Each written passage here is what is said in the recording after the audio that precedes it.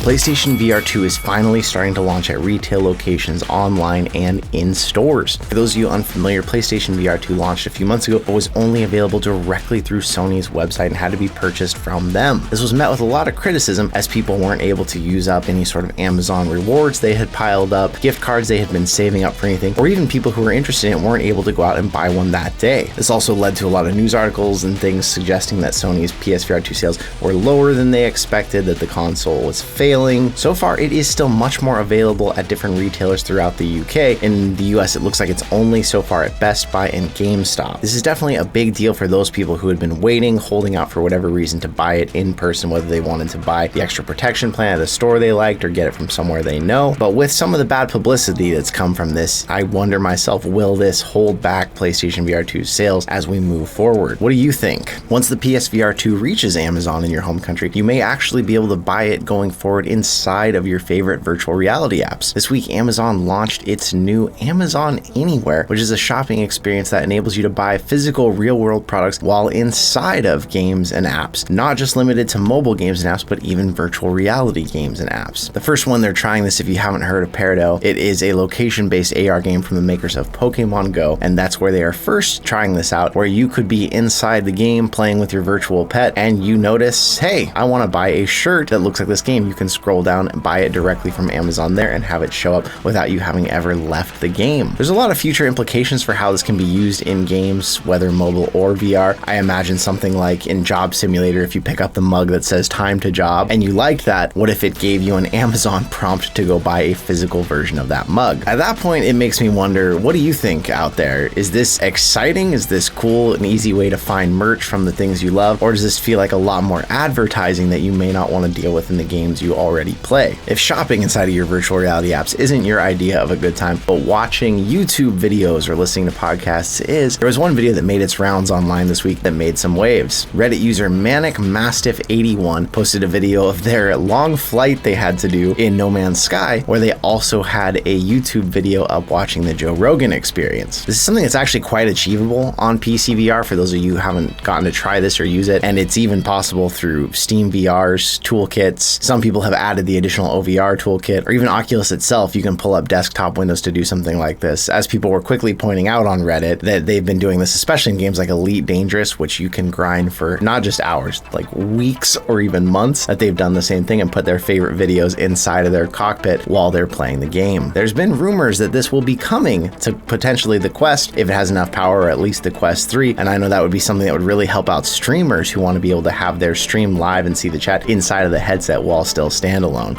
What do you think? Google has been working on its AR tool set now, and they recently added a brand new tool called a Geospatial Creator. This gives developers the ability to create world-anchored digital content that appears in the same spot for everyone using their app. Similar to how the gyms in Pokemon Go were always in the same places for all users, this is basically Google's way of competing with what Niantic, the creator of Pokemon Go, has been doing with their Lightship AR platform. To showcase this technology, they've actually recently made a game version of Space Invaders that will use this city-scale AR with the real-world locations of the actual city's buildings and bridges, and allow you to play Space Invaders World Defense defending the real world and its buildings and people in it. They're talking about launching this summer, although we don't have a gameplay trailer yet. There is a trailer here that gives us some ideas of what this would look like for different users to be playing together, but it's also something really exciting to see this side of AR developing, as well as what can potentially come in the future with VR and XR. People could be playing in the same location, seeing the same boss, and all fighting this boss together through VR, AR, or XR. If you're into Space Invaders, this is the 45-year anniversary, so watch out for that coming out this summer.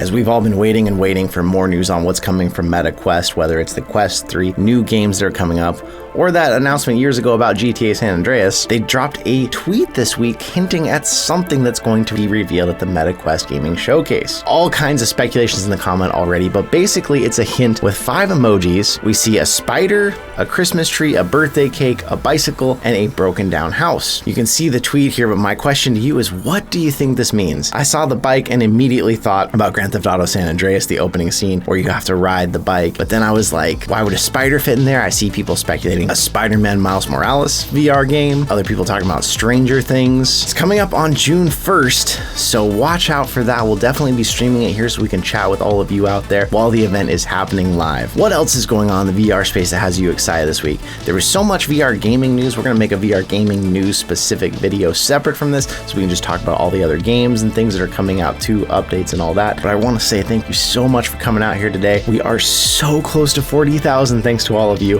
Who knows, actually, by the time this video is out, we might actually be there. Well, I'll have to check. But thank you once again, and I will see you in another reality.